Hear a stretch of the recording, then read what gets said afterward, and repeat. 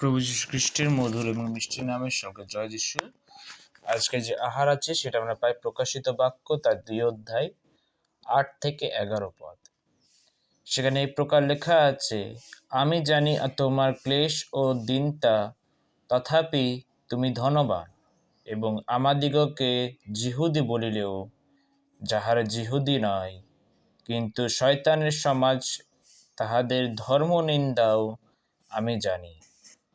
তোমাকে যে সকল দুঃখ ভোগ করিতে হইবে তাহাতে ভয় করিও না। দেখো, তোমাদের পরীক্ষার জন্য দিয়াবল তোমাদের কাহাকেও কারাগারে নিক্ষেপ করিতে উদ্যত আছে। তাহাতে 10 দিন পর্যন্ত তোমাদের ক্লেশ হইবে। তুমি মরণ পর্যন্ত বিশ্বস্ত থাকো, তাহাতে আমি তোমাকে জীবন মুকুট দিব। ঈশ্বর তার নিজের পবিত্র বাক্যের দ্বারা সকলকে আশীর্বাদ করব। প্রভুর নাম গৌরবিত হোক, আমেন। প্রিয় বন্ধুরা, ঈশ্বরের বাক্য আজকের সকালে এই কথা বলতে চাই, আমাদেরকে দুঃখ এবং সাতান্ন থেকে ভয় পাওয়া উচিত নয়। আমাদের বিশ্বাসের পরীক্ষা দ্বারা আমরা জীবনের মুকুট পাইব।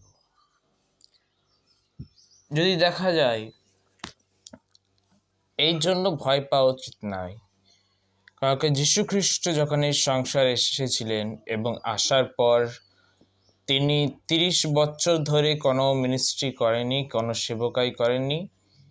কিন্তু যখন 3.5 বছর, মানে যীশু খ্রিস্ট এই সংসারে 3.5 বছর বেঁচে ছিলেন, 30 বছর তিনি কিছু করেননি, কিন্তু 3.5 বছরে যে সেবা, ঈশ্বরের সেবা তিনি করেছিলেন, তার মধ্যে অনেক বাধা এসেছিল এবং তাদেরকে বাধা দেবার জন্যে তারাই ছিল যারা শাস্ত্রকে বেশি পড়ে নিয়েছিল, তাই নয় কি?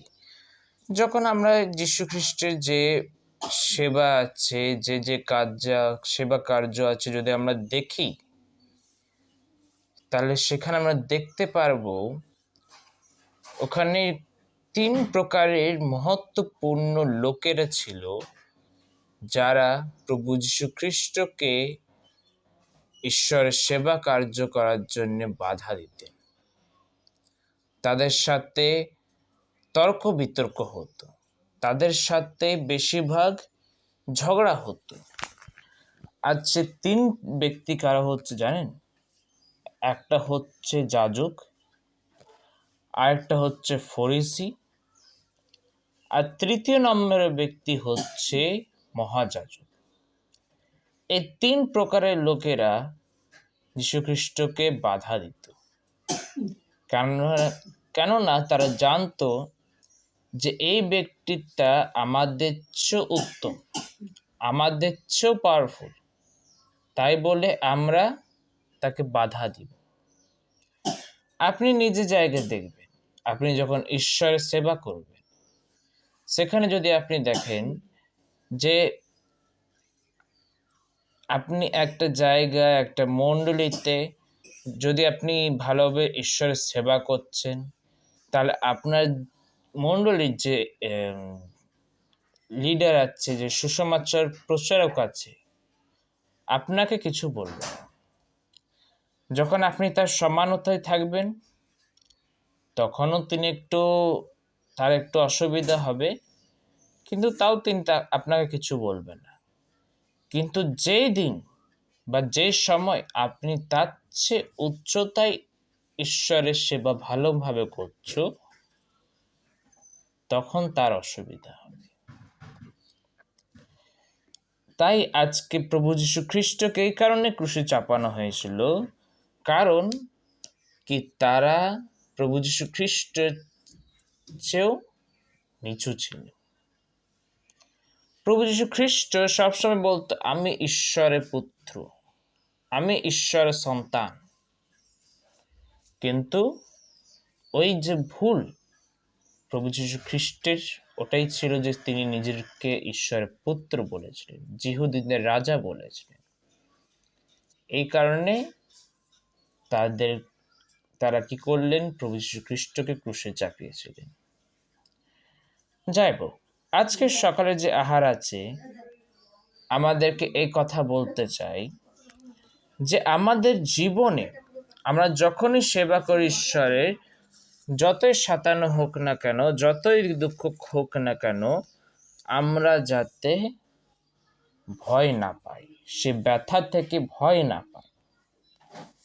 কারণ যদি সে প্রকাশিত বাক্যের 20 অধ্যায় আর 6 পদে যদি আমরা পড়ি, সেখানে লেখা আছে, যে কেহ এই প্রথম পুনরুত্থানের অংশী হয়, সে ধন্য ও পবিত্র, তাহাদের উপরে দ্বিতীয় মৃত্যু কোনো কর্তৃত্ব নাই, কিন্তু তাহারা ঈশ্বরের ও খ্রিস্টের যাজক হইবে এবং সেই সহস্র বৎসর তাহার সঙ্গে রাজত্ব করিবে।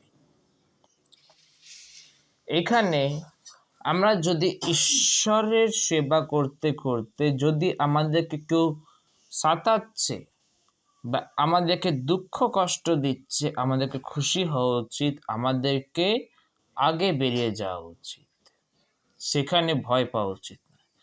আর এখানে আমরা দেখতে পাই সেই সমস্ত কাজ করার পর ঈশ্বর আমাদেরকে কি ফল দিচ্ছে। আমরা জীবন মুকুটের ভাগী হব। যেমন এখানে লেখা আছে, তাহাদের উপরে দ্বিতীয় মৃত্যুর কোনো কর্তৃত্ব নাই, কিন্তু তাহারা ঈশ্বরের ও খ্রিস্টের যাজক হইবে এবং সেই সহস্র বৎসর তাহার সঙ্গে রাজত্ব করিবে। সহস্র বৎসর মানে তার কোনো শেষ নেই। তত বৎসর আমরা কি হব? ঈশ্বরের সাথে রাজত্ব করব এবং ঈশ্বরের এবং খ্রিস্টের কি করব? আমরা যাজক হইব। এত বড় সৌভাগ্য ঈশ্বর আমাদেরকে দেন।